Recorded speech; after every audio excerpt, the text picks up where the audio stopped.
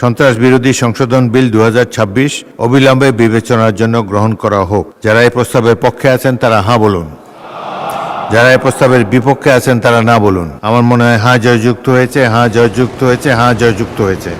অতএব সংসদে উত্থাপিত আকারে সন্ত্রাস বিরোধী সংশোধন বিল 2026 অবিলম্বে বিবেচনার জন্য গৃহীত হলো। আমি এখন মাননীয় স্বরাষ্ট্রমন্ত্রী সালাউদ্দিন আহমদকে সংসদে উত্থাপিত আকারে সন্ত্রাস বিরোধী সংশোধন বিল 2026 অবিলম্বে বিবেচনার প্রস্তাব উত্থাপনের আহ্বান জানাচ্ছি। ধন্যবাদ মাননীয় স্পিকার। আমি সালাউদ্দিন আহমদ, মন্ত্রী স্বরাষ্ট্র মন্ত্রণালয়, প্রস্তাব করছি যে সন্ত্রাস বিরোধী আইন 2009-এর অধিকতর সংশোধন কল্পে আনিত বিলটি সন্ত্রাস বিরোধী সংশোধন বিল 2026 মহান সংসদ উত্থাপিত আকারে অবিলম্বে বিবেচনার জন্য গ্রহণ করা হোক। সংসদের সামনে প্রশ্ন হচ্ছে, সংসদে উত্থাপিত আকারে সন্ত্রাস বিরোধী সংশোধন বিল 2026 অবিলম্বে বিবেচনার জন্য গ্রহণ করা হোক। যারা এই প্রস্তাবের পক্ষে আছেন তারা হাঁ বলুন, যারা এই প্রস্তাবের বিপক্ষে আছেন তারা না বলুন। আমার মনে হয় হাঁ জয়যুক্ত হয়েছে, হাঁ জয়যুক্ত হয়েছে, হাঁ জয়যুক্ত হয়েছে। অতএব সংসদে উত্থাপিত আকারে সন্ত্রাস বিরোধী সংশোধন বিল 2026 অবিলম্বে বিবেচনার জন্য গৃহীত হলো। মাননীয় সদস্যবৃন্দ, বিলটির উপর দফাওয়ারি কোনো সংশোধনী নেই। আমি এখন এই বিলের দফাগুলো সংসদের সামনে পেশ করছি। সংসদের সামনে প্রশ্ন হলো, বিলের দফা 2, 3 ও 4 এই বিলের অংশ হিসাবে গ্রহণ করা হোক। যারা এই প্রস্তাবের পক্ষে আছেন তারা হাঁ বলুন, যারা প্রস্তাবের বিপক্ষে আছেন তারা না বলুন। আমার মনে হয় হাঁ জয়যুক্ত হয়েছে, হাঁ জয়যুক্ত হয়েছে, হাঁ জয়যুক্ত হয়েছে। অতএব বিলের দফা 2, 3 ও 4 এই বিলের অংশ হিসাবে গৃহীত হলো।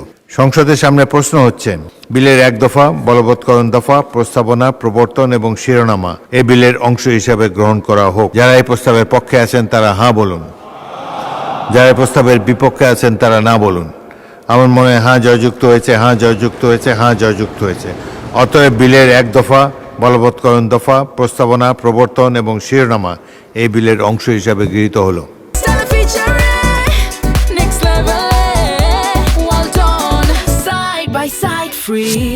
মাননীয় স্বরাষ্ট্রমন্ত্রী, আপনি বিলটি পাশ করার প্রস্তাব উত্থাপন করতে পারেন। মাননীয় স্পিকার, এই বিলটা হলো একটি গণহত্যাকারী সন্ত্রাসী সংগঠনের নিষিদ্ধকরণ সংক্রান্ত একটা অ্যামেন্ডমেন্ট। আগের যে আইন ছিল সন্ত্রাস বিরোধী আইন, সেটা অ্যামেন্ডমেন্টের জন্য। মাননীয় বিরোধী দলীয় নেতা নিশ্চয়ই স্মরণে থাকার কথা, ওনারা এবং এনসিপির বন্ধুরা সবাই মিলে এটা আন্দোলন করেছিলেন। সেই আন্দোলনের প্রেক্ষিতে এটা মোটামুটি বাংলাদেশে একটা জনমত সৃষ্টি হয়েছিল। সেই প্রেক্ষিতে তাদের কার্যক্রম নিষিদ্ধ করা হয়েছে সন্ত্রাস বিরোধী আইনে, এবং অ্যাকর্ডিংলি সেটা নির্বাচন কমিশনে তাদের রেজিস্ট্রেশনটাও সাসপেন্ডেড হয়ে আছে। এবং এখানে এই আইনের অনুবলে পরবর্তীতে আর্টিকেল 47 অনুসারে সংবিধানের আইসিটি অ্যাক্টেও পরিবর্তন এনে সংগঠনের বিচারের জন্য সেই আইনটাও সংশোধন করা হয়েছে।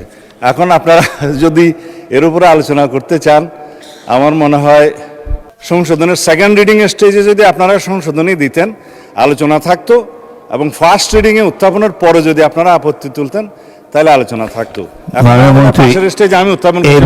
আমি আমার রুলিং দিয়েছি, আপনি আপনার পাশ করার প্রস্তাব। ধন্যবাদ মাননীয় স্পিকার, আমাকে কথা বলার সুযোগ দেওয়ার জন্য। আমি জাতিকে পরিষ্কার করার জন্য এই কথাগুলো বলবো।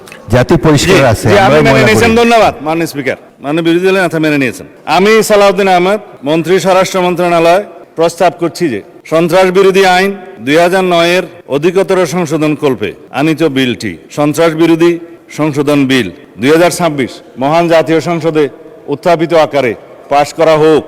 সংসদের সামনে প্রশ্ন হচ্ছে, সংসদে উত্থাপিত আকারে সন্ত্রাস বিরোধী সংশোধন বিল 2026 পাশ করা হোক।